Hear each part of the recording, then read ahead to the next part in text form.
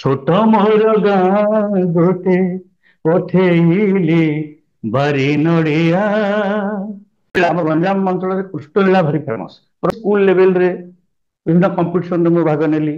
ଆମକୁ ହେଲା କି କୋଉଠି ଛାଡିବା ପାଇଁ ମାଙ୍କର ପ୍ରେରଣା ବି ବେଶୀ ଦରକାର। ଯେତେବେଳେ ଫିଲ୍ମ ନୂଆ ନୂଆ ଡେଭଲପ ହଉଥିଲା ସେତେବେଳଠୁ ସାର୍ ନିଜର ସଙ୍ଗୀତ ନିର୍ଦ୍ଦେଶନା କରିବା ଆରମ୍ଭ କରିଥିଲେ। ୱେଷ୍ଟର୍ଣ୍ଣ ଓଡ଼ିଶାରେ ପାଠ ପଢିଲି, ତେଣୁ ମୋର ୱେଷ୍ଟର୍ଣ୍ଣ ଓଡ଼ିଶା କଲଚର ମଧ୍ୟ ପ୍ରାୟ ମୋ ଗୀତରେ ଯେତେ ସବୁ ଗୀତରେ ରିଫ୍ଲେକ୍ସନ ଥିବ ନିଶ୍ଚିତ ଭାବରେ ସେ ଡ୍ରାମାଟିକ ସେକ୍ରେଟାରୀ ବି ହେଇଥିଲି। ଆଜ୍ଞା ହଁ, ଝିଅମାନେ ମୋ ପାଇଁ ପ୍ରଚାର କରିଥିଲେ ସେତେବେଳେ। ସେ ଏଇ ଗୋଟେ ରେୟାର କଥା। ଆଜ୍ଞା ସେତେବେଳେ କଟକ ହିଁ ଓଡିଆ ମ୍ୟୁଜିକର ପୁରା ପ୍ରାଇମ ପ୍ଲେସ। ଆଜ୍ଞା ଆଜ୍ଞା ଏ ଛୋଟିଆ ମୋବାଇଲରେ ପୃଥିବୀର ସବୁ ଗୀତ ବାଜିଲା। ସମସ୍ତେ ମତେ ପଚାରନ୍ତି ଆପଣ ଲଭ୍ ମ୍ୟାରେଜ କି ବୋଲି ପଚାରନ୍ତି। ମୁଁ ଯାଇଥିଲି ଦେଖିବା ପାଇଁ, ଆଜ୍ଞା ସେଇଠି ହିଁ ଡିସାଇଡ୍ କଲି ବାହା ହେବି। ପୁରୀରେ ହୁଁ, ଗୋଟେ ଭଜନ ସମାରୋହ ହୁଏ, ବର୍ଷରେ 2 ଥର ହୁଏ। ଆଜ୍ଞା ମୁଁ ଏମିତି ବହୁତ ଥର ହେଇଛି ଦୁର୍ଗେଶ, ନରସିଂହପୁରରେ ଚାକିରି କରୁଥିବି, 200-250 କିଲୋମିଟର ଟୁ ହ୍ୱିଲରରେ ଯିବି, ଅପେକ୍ଷା କରିବି, ଆଜ୍ଞା ୟାପରେ ଗାଇବେ ୟାପରେ ଏଇ ଯୋଉ ଦୁଃଖ ଯେ ଜାଣିଛି ସେ ଜାଣିଛି। ହଁ ଏଣ୍ଡିଂ ହେଇଗଲାଣି ୟୁଟ୍ୟୁବ ଆଜ୍ଞା କ୍ୟାସେଟ, ସେ ପାଖ କୁଆଡେ ବାଜି ପଡିବ କ୍ୟାସେଟ। ମୁଁ ଗୋଟେ ୟଙ୍ଗ ପିଲା ସେତେବେଳେ। ଛାତି ଚିରି ହୃଦୟରେ ରଖିଦେଲି ମୁଁ ନନ୍ଦିନୀ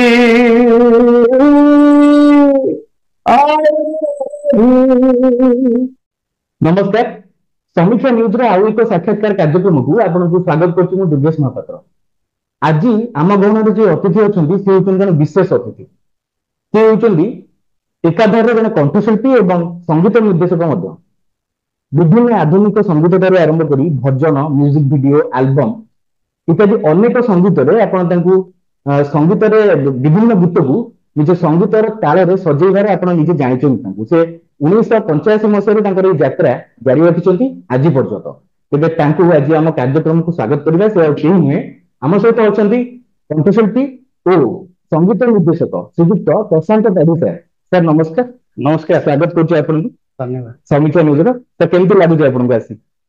ମତେ ତ ବହୁତ ବଢିଆ ଲାଗୁଛି, କାହିଁକି ସଣ୍ଡେରେ ଆପଣମାନଙ୍କ ସହିତ ବସି ମୋର ଯେତେ ଶ୍ରୋତା ମାନଙ୍କ ସହିତ ଗୋଟେ ଇଣ୍ଟରାକ୍ସନ କରିବାର ଯୋଉ ସୁଯୋଗ, ଏଇଟା ନିଶ୍ଚିତ ଭାବରେ ଗୋଟେ ଖୁସି ଦେବା କଥା। ଆପଣମାନେ କରୁଛନ୍ତି ଆମ ପାଇଁ, ବହୁତ ଭଲ। ଆଉ ନିଶ୍ଚିତ ସାର୍, କାର୍ଯ୍ୟକ୍ରମଟା ଆମର ଚାଲିବ ଇଣ୍ଟରଭ୍ୟୁ, କିନ୍ତୁ ତା ପୂର୍ବରୁ ଆପଣ ଆମ ଦର୍ଶକ ମାନଙ୍କୁ ଏକ ସୁନ୍ଦର ଭଜନ ଶୁଣେଇବେ। ହଁ, ନିଶ୍ଚିତ ଶୁଣିବା, ଠିକ ଅଛି।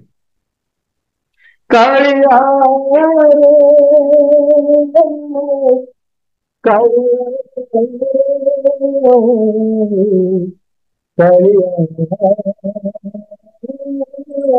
କାଳିଆ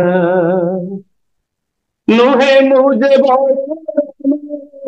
नुहे रे दसिया हाथ टेकी जहा तू नड़िया साधारण मनीषटे छोट मोर गाँ गोटे पठेइली बारी नड़िया हाथ टेकी नेबो कालिया पठेइली बारी नड़िया हाथ टेकी नेबो कालिया। ବାহ, ବହୁତ ସୁନ୍ଦର। ମହାପ୍ରଭୁ ଶ୍ରୀ ଜଗନ୍ନାଥଙ୍କ ଭଜନରେ ଆଜି ଆମ କାର୍ଯ୍ୟକ୍ରମଟା ଆରମ୍ଭ ହେଉଛି। ତେବେ ସାର୍, ଆପଣ ତ ଅନେକ ଗୀତ ରଚନା କରିଛନ୍ତି ଭଜନ ଠାରୁ ଆଧୁନିକ ପର୍ଯ୍ୟନ୍ତ, କିନ୍ତୁ ଏଇ ଯୋଉ ଯାତ୍ରା ଆପଣ କେବେ ନା କେବେ ଡିସାଇଡ କରିଥିବେ ଯେ ଆମେ ଏଇ ଯାତ୍ରା କେବେଠୁ ଆରମ୍ଭ କରିବୁ, ଆଉ ସଙ୍ଗୀତ ପ୍ରତି ଆପଣଙ୍କ ରୁଚି କେବେଠୁ ଥିଲା, ଆଉ ଆପଣଙ୍କ ଯାତ୍ରା କେବେଠୁ ଆରମ୍ଭ ହେଲା, ସେ ସମ୍ପର୍କରେ ଦର୍ଶନ। ଶୁଣ, ଯାତ୍ରା କଥାଟା ସଙ୍ଗୀତଟା ବହୁତ ଲେଟରେ ଆସିଲା। କାହିଁକି ନା ମୁଁ ତ ପିଲାବେଳେ ମାନେ ମୁଁ ଛୋଟ ବେଳୁ ଗୀତ ଗାଉଥିଲି। ଆଜ୍ଞା ମାନେ ଏକଦମ ଯେତେବେଳେ ମାନେ ମୁଁ ଜାଣିବା ବୟସ ସେଇ ପଞ୍ଚମ ଷଷ୍ଠ ଏଇ ସମୟରୁ ମୁଁ ଗୀତ ଗାଇବାର ସୁଯୋଗ ପାଉଥିଲି। କାହିଁକି ନା ଆମ ଘରଟା ଗୋଟେ ଥିଲା ଗୀତର ମାହୋଲ ପାଇଁ ପିଲାମାନଙ୍କୁ ଗୋଟେ ସେଠି ସୁବିଧା ଥିଲା। ତାର କାରଣ ହେଲା ମୋ ବାପା ଜଣେ ଗୀତ ଗାଉଥିଲେ, ସରକାରୀ ଚାକିରି ବି କରୁଥିଲେ, ପ୍ଲସ୍ ଯେହେତୁ ଆମ ଘରଟା ହଉଛି ଜାଣିଛ ଦୁର୍ଗେଶ, ଆମ ଘର ହେଲା ପାରଳାଖେମୁଣ୍ଡି। ଆଜ୍ଞା ଆଜ୍ଞା ମାନେ ବୋର୍ଡର ଷ୍ଟେଟ, ଆନ୍ଧ୍ର ବୋର୍ଡର। ତା ପାଖରେ ଗୋଟେ ଛୋଟିଆ ଗାଁଟେ, ମାନେ ପୁରା ଆନ୍ଧ୍ର ବୋର୍ଡର। ଆମ ଗାଁର ବୋର୍ଡର ହଉଛି ଆନ୍ଧ୍ର, ଦେବିତି ବୋଲି ଗୋଟେ ଛୋଟ ଗାଁ। ଆଜ୍ଞା ସେଇ ଗାଁରେ ମୁଁ ଜନ୍ମ।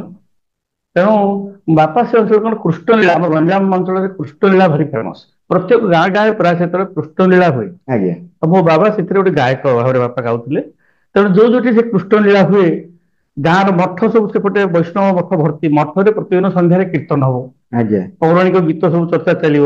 ସନ୍ଧ୍ୟା ହେଲେ ମତେ ନନା ସାଙ୍ଗରେ ନେଇକି ଯାଆନ୍ତି ସବୁବେଳେ। ମୁଁ ଭାବୁଛି ମୋର ସେଇଠୁ ହିଁ ଏ ଯୋଉ ସଙ୍ଗୀତ ପ୍ରତି ଆକର୍ଷଣଟା ସେଇ ସମୟରୁ ଆରମ୍ଭ ହେଇଯାଇଛି। ଆଜ୍ଞା ସେତେବେଳେ ପୁରୁଣା ପୁରୁଣା ଗୀତ ସବୁ ଗାଇବାର ସୁଯୋଗ ମିଳୁଥିଲା ତାଙ୍କ ସାଙ୍ଗରେ। ଧୀରେ ଧୀରେ ଧୀରେ ସ୍କୁଲ ଲେଭେଲରେ ବିଭିନ୍ନ କମ୍ପିଟିସନରେ ମୁଁ ଭାଗ ନେଲି। ସେ ଯୋଉ ଗୀତ ଗାଇବା ପାଇଁ ସ୍ପୃହାଟା ଏମିତି ମୋର ଆରମ୍ଭ ହୋଇଥିଲା। ସେ ବାପା ଏବଂ ଇଣ୍ଟରଭ୍ୟୁରେ ଆପଣ ବାପା ଆପଣଙ୍କ ଗୁରୁ ଆପଣଙ୍କୁ ସଙ୍ଗୀତ ଜଗତରେ ସିଏ ପ୍ରୋତ୍ସାହନ ଦେଇଛନ୍ତି। ହଁ, ବାପା ଏବଂ ମା ମଧ୍ୟ। ଆଜ୍ଞା କାହିଁକି ନା ବାପା ତ ଚାକିରି କରିବାକୁ ପଳେଇବେ ନା, ଆଜ୍ଞା ସନ୍ଧ୍ୟା ହେଲେ ସଙ୍ଗୀତ ଶିଖିବା ପାଇଁ ଇଏ କରିବା ପାଇଁ ଯୋଉ ପ୍ରୋଗ୍ରାମ କୁ ହେଲା କି କୋଉଠି ଛାଡିବା ପାଇଁ ମାଙ୍କର ପ୍ରେରଣା ବି ବେଶୀ ଦରକାର। ଆଜ୍ଞା ତେଣୁ ଉଭୟ ମୋର ସଙ୍ଗୀତର ଆଦ୍ୟ ଗୁରୁ। ଆଜ୍ଞା ବାପା ମା ହିଁ ପ୍ରଥମେ ପରିବାରରେ ମତେ ଏ ସଙ୍ଗୀତ ପ୍ରତି ଆକୃଷ୍ଟଟା ବଢେଇଥିଲେ। ତ ନିଶ୍ଚିତ ଆପଣ ଦର୍ଶକ ମାନେ ଶୁଣୁଥିଲେ ସୁଦୂର ପାରଳାଖେମୁଣ୍ଡିରୁ ଆସି ଭୁବନେଶ୍ୱର ପର୍ଯ୍ୟନ୍ତ ସାରଙ୍କର ଯାତ୍ରାଟା ଅତି ମାନେ ରୁଚିକର ଥିଲା, ମାନେ ସଂଘର୍ଷମୟ ମଧ୍ୟ ଥିଲା। କାରଣ ସେତେବେଳେ ଯୁଗରେ ଯେତେବେଳେ ଫିଲ୍ମ ନୂଆ ନୂଆ ଡେଭଲପ ହଉଥିଲା ସେତେବେଳଠୁ ସାର୍ ନିଜର ସଙ୍ଗୀତ ନିର୍ଦ୍ଦେଶନା ଭାବେ ଆରମ୍ଭ କରିଥିଲେ। ତେବେ ସାର୍ ଆପଣଙ୍କର ସୋସିଆଲ ମିଡିଆ ଆକାଉଣ୍ଟ ଦେଖୁଥିଲି, ମ୍ୟାଡାମଙ୍କ ସହିତ ଆପଣଙ୍କର କେମିତି ମାନେ ଆପଣଙ୍କ ବୈବାହିକ ଜୀବନ, ଆପଣ ମ୍ୟାଡାମଙ୍କ ସହିତ ଯୋଉ ଜାଗାକୁ ବୁଲିଛନ୍ତି, କେମିତି କଣ ଆପଣଙ୍କର ଫ୍ୟାମିଲି ସମ୍ପର୍କ? ଦେଖନ୍ତୁ, ମୁଁ ଫ୍ୟାମିଲି ସମ୍ପର୍କ ତ ଆଉ ଟିକେ ଡେରି ଆସିଛି। ଆଜ୍ଞା ୟା ଭିତରେ କଣ ହେଇଛି, ମୁଁ ଯେହେତୁ ବାପା ଚାକିରି କରୁଥିଲେ, ଆଜ୍ଞା ଫାଦରଙ୍କ ବିଭିନ୍ନ ଜାଗାକୁ ଟ୍ରାନ୍ସଫର ହୁଏ। ତେଣୁ ମୁଁ ବେସିକାଲି ମୋର ସ୍କୁଲିଂଟା ପଳେଇଲା ୱେଷ୍ଟର୍ଣ୍ଣ ଓଡ଼ିଶାରେ। ଆଜ୍ଞା ୱେଷ୍ଟର୍ଣ୍ଣ ଓଡ଼ିଶାରେ ପାଠ ପଢିଲି। ତେଣୁ ମୋର ୱେଷ୍ଟର୍ଣ୍ଣ ଓଡ଼ିଶା କଲଚର ମଧ୍ୟ ପ୍ରାୟ ମୋ ଗୀତରେ ଯେତେ ସବୁ ଗୀତରେ ରିଫ୍ଲେକ୍ସନ ଥିବ ନିଶ୍ଚିତ ଭାବରେ ସେ ରିଦିମ, ସେଇ ଫୋକର ଷ୍ଟାଇଲ ଟିକେ ସେ ଅଟୋମେଟିକାଲି ଆସିଯାଏ। ବିକଜ ମୋର ଚାଇଲ୍ଡହୁଡଟା ସେଠି କଟିଛି। ଆଜ୍ଞା ତାପରେ ଏଗେନ୍ ପୁଣି ଆସିଲି ପାରଳାଖେମୁଣ୍ଡି କଲେଜକୁ ପଢିଲି। ତେଣୁ ଯୋଉ ବୁଲିବା ଭିତରେ ମାନେ ସଙ୍ଗୀତ ବିଭିନ୍ନ ଏପଟ ୱେଷ୍ଟର୍ଣ୍ଣ କଲଚରକୁ ଆମ ସାଉଥ କଲଚର, ପାରଳାଖେମୁଣ୍ଡି ଯେହେତୁ ଆନ୍ଧ୍ର ବର୍ଡରଟା, ସେଠି କର୍ଣ୍ଣାଟକ ସଙ୍ଗୀତର ପ୍ରଭାବ ବେଶୀ। ଆଜ୍ଞା ତେଣୁ ସେ କର୍ଣ୍ଣାଟକ ପ୍ରଭାବ ବି ମୋ ଉପରେ ବେଶୀ ପୁରା ବହୁତ ପଡିଛି। ତେଣୁ ଏଇ ଯାକ ସବୁ ମତେ ବହୁତ ଗୋଟେ ଯୋଉ ଗୀତ ଯୋଉ ପ୍ରୋଗ୍ରେସରେ ବହୁତ ସାହାଯ୍ୟ ମାନେ ସାଉଥ ଇଣ୍ଡଷ୍ଟ୍ରିର ପ୍ରଭାବ ମଧ୍ୟ ଆପଣଙ୍କ ଉପରେ ପଡିଲା, ଯେମିତି ପୁରା ବର୍ଡର ଏରିଆ ତ। ତେଣୁ ଏଇ ପରିପ୍ରେକ୍ଷୀରେ ମୋର ଧୀରେ ଧୀରେ କଲେଜ ଲେଭେଲ ଯେତେବେଳେ ପାରଳାଖେମୁଣ୍ଡି ଗଲା, ସେଇପଟେ ତ ମୁଁ ଏଇ ଗୀତ ଯେ ମୁଁ ଗୋଟେ କ୍ୟାରିୟର କରିବି, ଗୀତରେ ଗୋଟେ ଏମିତି ସୁଯୋଗ ପାଇବି, ଏସବୁ ଧାରଣା ମୋର ନଥାଏ। ଯେମିତି ଆମେଚୁର ସିଙ୍ଗର ଯେମିତି ଗାଆନ୍ତି, କଲେଜ ଲେଭେଲରେ ମୁଁ ଗୀତ ଫୀତ ଗାଉଥିଲି, ଡ୍ରାମାଟିକ ସେକ୍ରେଟାରୀ ବି ହେଇଥିଲି। ହଁ, ଝିଅମାନେ ମୋ ପାଇଁ ପ୍ରଚାର କରିଥିଲେ ସେତେବେଳେ, ସେ ଏଇ ଗୋଟେ ରେୟାର କଥା। ହଁ, ଝିଅମାନେ ସବୁ ପ୍ରଚାର କରିଥାନ୍ତି ଓନ୍ଲି ବିକଜ ଅଫ ସିଙ୍ଗିଂ, ଆଉ କିଛି ନାହିଁ। ତେଣୁ ଏଇ ସବୁ ଲମ୍ବା ରାସ୍ତା ଭିତରେ କଲେଜ ସରିଲା ପରେ ମୋର ଚାକିରି ହେଇଗଲା କଟକରେ। ସେ କଟକ ଚାକିରି ହେଲା ବେଳକୁ ମୋର ଟିକେ ମାଇଣ୍ଡଟା ଗ୍ରୋନ୍ ଅପ୍ ହେଇଥାଏ।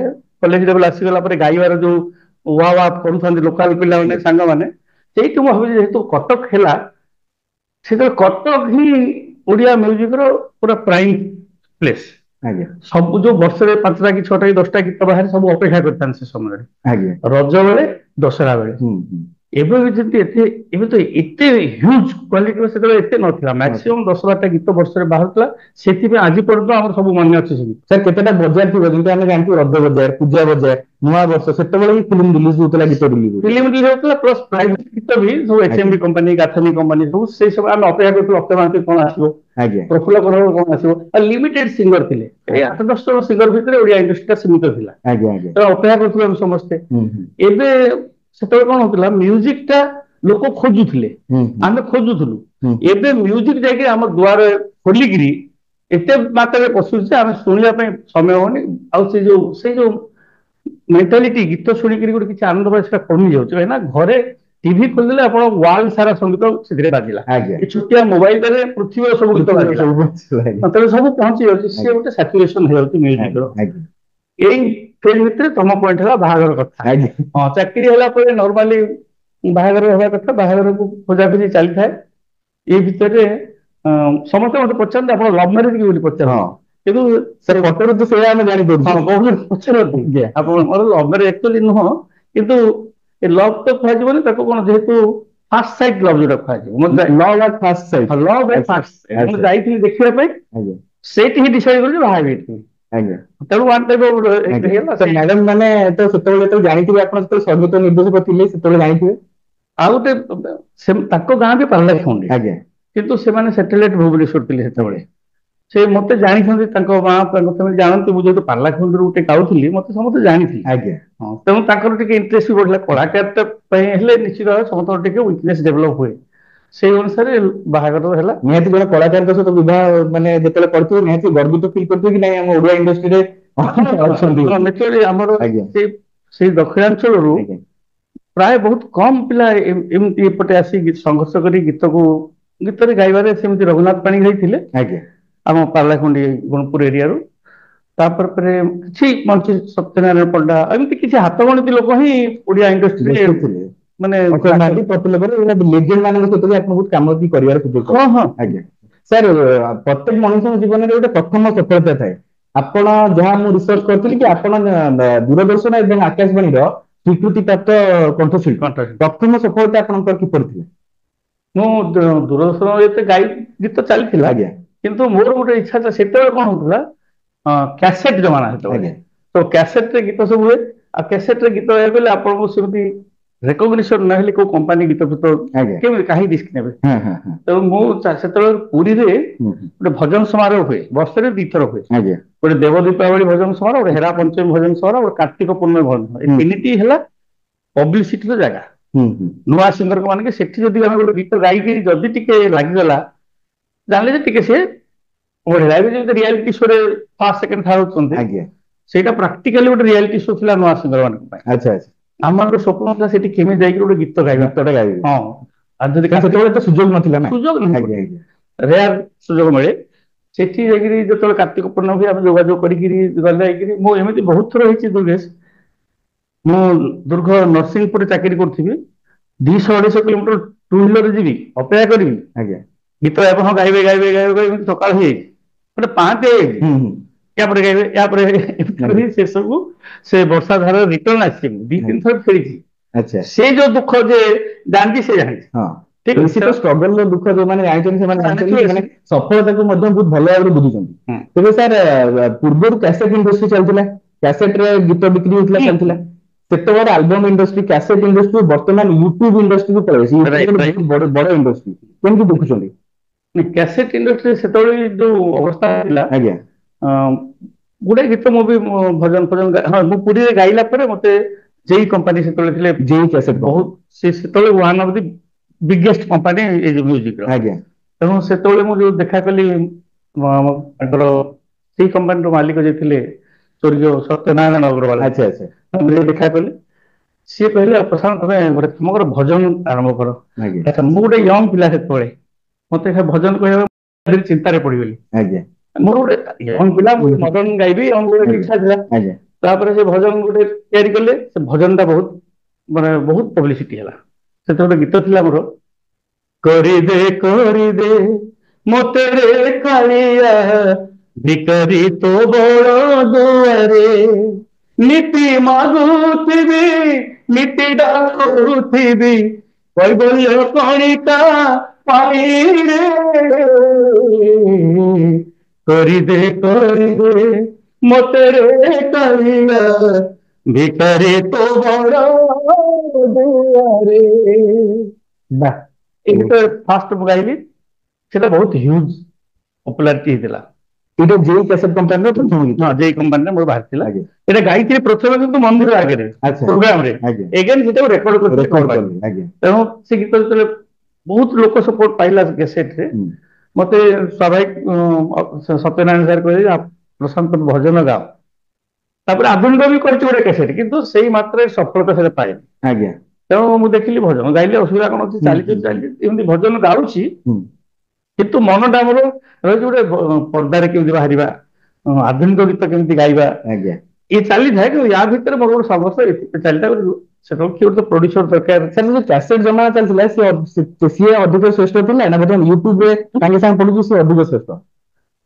ଶୁଣନ୍ତୁ ଏବେ ୟୁଟ୍ୟୁବ ଟା ନ୍ୟାଚୁରାଲି ଏତେ ମାନେ ଏତେ ମାନେ ଭାଇରାଲ ଟ୍ରେଣ୍ଡିଂ ହେଇଗଲାଣି ୟୁଟ୍ୟୁବ। ଆଜ୍ଞା କ୍ୟାସେଟ ସେ ପାଖ କୁଆଡେ ବାଜିପାରିବ? କ୍ୟାସେଟ ଆପଣଙ୍କ ଲିମିଟେଡ ଲୋକଙ୍କ ପାଖରେ ପହଞ୍ଚୁଥିଲା। ଗୋଟେ କ୍ୟାସେଟ ରିଲିଜ ହେଲେ କୋଉଟା ଲକ୍ଷେ ଯାଉଥିଲା, କୋଉ 1.5 ଲକ୍ଷ ଲୋକ ପାଖରେ ପହଞ୍ଚୁଥିଲା, 50,000, 40,000, 10,000 ଲୋକ ପହଞ୍ଚୁଥିଲା। ବର୍ତ୍ତମାନ ଆପଣଙ୍କର ତ ମିଲିୟନ ଲୋକଙ୍କ ପାଖରେ ପହଞ୍ଚୁଛି। ତେଣୁ ଇଏ ୱାଇଡ ସ୍ପ୍ରେଡ ସୋସିଆଲ ମିଡିଆ। ନିହାତି ଯାହା କହିଲେ, ସେତେବେଳେ ବି ଗୋଟେ ଜମାନା ଥିଲା, ଏବେ ବି ଗୋଟେ ଜମାନା ଅଛି। ଏବେ ଭ୍ୟୁ ଆସୁଛି, ଲୋକମାନେ ସାଙ୍ଗେ ସାଙ୍ଗେ ଦେଖିପାରୁଛନ୍ତି, ଆପଣଙ୍କୁ ଫିଡବ୍ୟାକ ଜଣେଇ ପାରୁଛନ୍ତି। ସାର୍ ପରବର୍ତ୍ତୀ ପ୍ରଶ୍ନକୁ ଆସିବା। ପରବର୍ତ୍ତୀ ପ୍ରଶ୍ନ ରହିବ ଦର୍ଶକଙ୍କ ଅଭିଯୋଗକୁ ନେଇ। ଦର୍ଶକ ମାନେ ବହୁତ ସମୟରେ ବହୁତ କଥା ଅଭିଯୋଗ କରନ୍ତି ଓଡିଆ ଫିଲ୍ମ ଇଣ୍ଡଷ୍ଟ୍ରି ଗୀତକୁ ନେଇକି, कि गीतर ओरिजिनालिटी नाही साउथ रे जेमती होउची हिंदी फिल्म जेमती होउची ओरिजिनालिटी खत्म हो गलानी खाली कॉपी पेस्ट गीत चलची चालू गीत चलची लिरिक्स रे तो वैल्यू नाही माने आगु लिरिक्स रे मान्य थिला एबे दु अर्थ गोटे गीत चलची ताकू नै कोन कहबे नै मु तमरो पॉइंट रे 100% एग्री आज्ञा किंतु जो गीतर एसेंस को आनी करी धर भलो गीत अछि आज्ञा सेटा काहे की हिट हिची ताकू एक्सपेरिमेंट करके आमे ओडिया रे आम स्टाइल रे करी मु जदी करि परबी say that is well and good किंतु एबे कोन हो प्राइम जदी से कट एंड पेस्ट कर दबा आ दी जो बर्तमान से होची से माने बेसी ना करतन जो माने टेक्निकली कट एंड पेस्ट करतन से को कोरियन गीत रो म्यूजिक को यार गीत जोड़ी करी गीत पेस्ट कर दे सेटा क्षणिक ताकू क्षणिक से माने इज लॉन्ग लास्टिंग नो चलो एमती यूट्यूब रे हिट हे गली आ कोटी जोड़ी गीत तापर गीत कला बेले किबा जोटी पब्लिक रे कंपोज करिया पे जोटी स्टेज रे गाइबा पे ए सब से सब असुविधा होता तेणु जे शिखी करी आसी जे गीत को साधना करके आसी से कंपोजिशन निश्चित भाव में एबे भल न लगी पारे किंतु दैट सॉन्ग भविष्य में बहुत भल लगे लोक पाखे पहुंचो से मोटामोटी आप कहबे चाहते कॉपी जमाना एते कॉपी एते न करके ओरिजिनल गीत रहबे सेते रहबे नेचुरल ओरिजिनल गीत टी हमर अभाव कोन अछि आज्ञा आमे तो गीत शिखिचे हारमोनियम अछि गळा अछि आमे निजे काहे कंपोज करबा नै इंस्पिरेशन ठीक अछि इंस्पायर को गीत को इंस्पायर हेकर कहली that is well and good बनि परले भलो मु भी बहुत गीत में इंस्पायर हेजी मते भल लागि से गीत अरे गीत एई राग रे अछि से राग पाइला पर मु मोर इंस्पिरेशन के मु से गीत को अलग वे प्रेजेंट कर पारली सेटा भलो किंतु कॉपी पेस्ट आई कॉपी पेस्ट मु कबे भी सपोर्ट नै निश्चय निश्चय जंदी सर कहले कि कॉपी पेस्ट सपोर्ट सर केबे नै सब ओरिजिनल सपोर्ट रे अछन सर आउ गोटे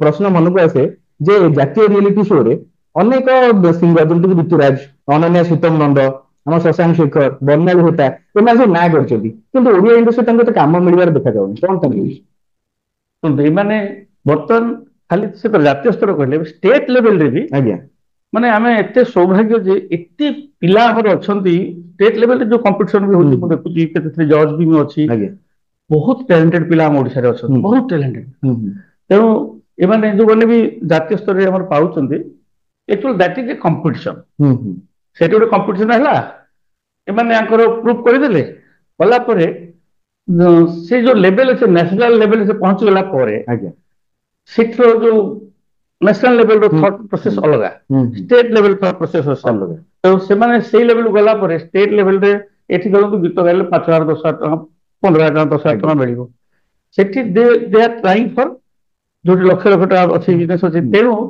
एक छोट बजेट रे बजेट आमे माने भी म्यूजिक डायरेक्टर ताको आमे जोगाजोग करिया पे भी इथि फंड नै पैसा नै रादर सेठी सेवा जदी उन्नति करी ना करिवे it will be our pride sir ये जो लिमिटेड सिंगर माने केवल गाउचंती माने अल्प किछि हाथ गणती सिंगर गाउचंती पर से माने जो असली माने आपण केवल भाबुती पैसा का कारण पैसा पे से माने आसपर ना होबे नै नहीं पैसा पे नै आज्ञा अब ओडिया इंडस्ट्री भी केडे बड़ इंडस्ट्री छोट इंडस्ट्री भितरे गुडाई सिंगर अछन आज्ञा बहुत गुडे सिंगर अछन ओडिसा रे सिंगर भलो भलो अछन तार लिमिटेशन नै बहुत भलो भलो अछन तेणु से प्रोसेस रे माने आसी पड़ना कि जोगाजोग ताकर भी एटा कोन ए माने लियासनी गोटे संपर्कर कथा तेणु से संपर्क भितरे जो जहाँ को धरो मत स्कोप मिलुची मो पाखे जो लिमिटेड सोर्स अच्छी से भितरे मु ताको फिट करि पारनी नॉर दैट इज ताको से आसिले आहुरी बेटर हे परिथन आमे बॉम्बे रे कि बोलुथुले ताको बोलियार असुविधा कोन अछि किंतु सुजोग मिलेनी मते मिलेनी एटलिस्ट आज्ञा और मैं तो साजन को कहलु कि कारण रे तो अभाव होची जदि ओडिया इंडस्ट्री सेति कि फॉलो फुली बड़ा बड़ा हो ये तो सेमाने को मध्य आहुरी माने आज्ञा सेमाने चांस पाइ देबे सर अंतिम प्रश्न यह रहबे कि आपण अनेक गीत गाइछन आपण आधुनिक गीत मध्य गाइछन क्योंकि से आधुनिक गीत जंती कि आपण सुपरहिट सिनेमा को जो प्रेम होगी से गीत कि हम रस वर्णन सुनाते और गीत आपण अधिक आत्मसंतोष देसी करिवे मते एक्चुअली जेतु beginning of the more career थिला नंदिनी आई लव आज्ञा तार टाइटल सॉन्ग मते सब दिन पे मोर मन रहला सेटा भी गोटे ओडिया म्यूजिक रे गोटे रियलिस्टिक सॉन्ग जो कहले चेंज ओवर करथिला म्यूजिक से जो से कैसेट जमाना रे ये गोटे बढ़िया रेकॉर्ड करथिला आज्ञा आज्ञा प्रेम रवि बजाऊ सो आपण पसंद रे आधुनिक गीत अब मो ये रे नंदिनी आई लव टाइटल की तो निश्चय हाथ काटे रख तोरे लेखी देहू छाती चीरे ହୃଦୟରେ ରଖିଦେଲି ମୁଁ ମୋର ପ୍ରଥମ ପ୍ରେମ ତୁ ମୋର ପ୍ରଥମ ସ୍ୱପ୍ନ ତୁ ମୋର ପ୍ରଥମ ପ୍ରେମର ଚିହ୍ନ ତୁ ନନ୍ଦିନୀ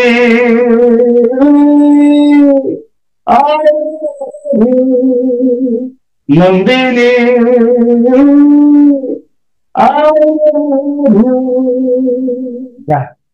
খুব সুন্দর নন্দিনী আইলেগুলো গীত শুଣିକି ହୁଏତ ଦର୍ଶକ ବନ୍ଧୁ ଆମ ଯୁବ ବର୍ଷ ମାନେ ସେମାନେ ବହୁତ ରୋମାଣ୍ଟିକ ହେଇଥିବେ ଆଉ ସେମାନେ ମଧ୍ୟ ନିଜ ନିଜ ନନ୍ଦିନୀକୁ ଆଇଲେବି ବୋଲି ମଧ୍ୟ କହିବେ ସାରଙ୍କର ଏଟା ଥିଲା ସବୁଠୁ ସୁପରହିଟ ଗୀତ ଆଧୁନିକ ଗୀତ ଥିଲା ତେବେ ଦର୍ଶକ ବନ୍ଧୁ ସାର୍ ଆମେ ଆଜିର କାର୍ଯ୍ୟକ୍ରମକୁ ଏଇଠି ସାରିବା ଶ୍ରୀଯୁକ୍ତ ପ୍ରଶାନ୍ତ ପାଢୀ ସାର୍ ଆମ କାର୍ଯ୍ୟକ୍ରମକୁ ଆସିଲେ ନିଜର ଅନୁଭୂତି ଆମ ସହିତ ସେୟାର କଲେ ଆଗକୁ କଣ କରିବେ ବା କଣ ନାହିଁ ସେ ବିଷୟରେ ତର୍ଜମା କଲେ ତେବେ ସାର୍ ଆପଣଙ୍କୁ ଧନ୍ୟବାଦ ଆମ କାର୍ଯ୍ୟକ୍ରମକୁ ଆସିଥିବାରୁ ଧନ୍ୟବାଦ ଆଜ୍ଞା ତ ବର୍ତ୍ତମାନ ଆମ କାର୍ଯ୍ୟକ୍ରମକୁ ଏଇଠି ରଖିବା ଆଗାମୀ ଅଧ୍ୟାୟରେ ଦେଖା ହବ ଆଉ ଜଣେ ନୂଆ ଅତିଥିଙ୍କ ସହିତ ନମସ୍କାର ନମସ୍କାର।